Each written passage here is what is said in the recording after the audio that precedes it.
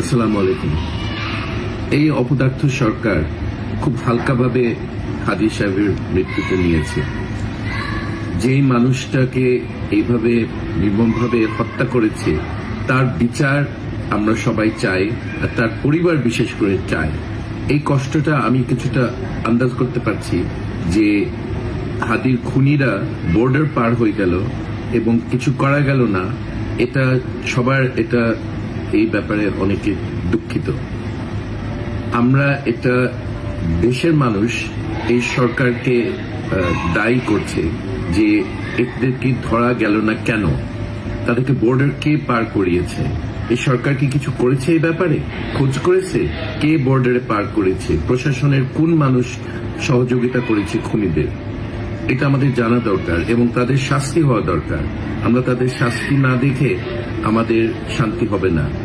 আর পরিবারের দায়িত্ব নেওয়ার জন্য সরকার বলছে তারা করবে, খুব সুন্দর কথা, কিন্তু বাংলাদেশের অনেক মানুষই এই পরিবারের দায়িত্ব নিতে রাজি আছে। আর এই লোকটা বুড়া ছিল না, সে নিজের পরিবারের সে দেখাশোনা করতে পারত। আমার শুধু মনে হচ্ছে যে একটা 7 মাসের বাচ্চা যে তার বাবাকে চিনতো না, সে তার বাবাকে হারিয়েছে।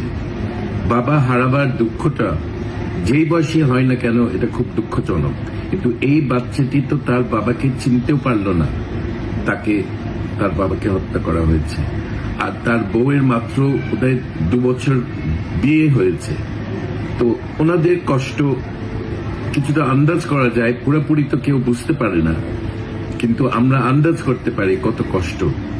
এই হত্যাকাণ্ডকে যারা হালকাভাবে নিয়েছে এই সরকারে, তাদের আমি শাস্তি চাই।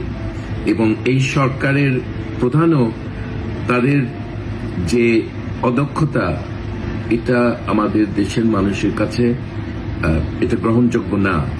দেশের মানুষের নিরাপত্তা দেওয়ার দায়িত্ব এই সরকার নিয়েছে।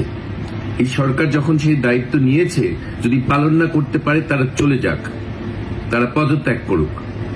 কারণ আমরা দেশের মানুষ এটা সহ্য করব না। এই ধরনের একটা মানুষকে এভাবে হত্যা করবে দিনে দুপুরে, আর আমরা এটা মেনে নিব, এটা যেন এই সরকার না ভাবে।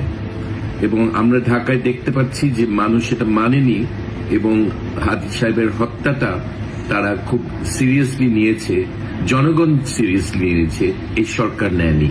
এটাই দুঃখজনক।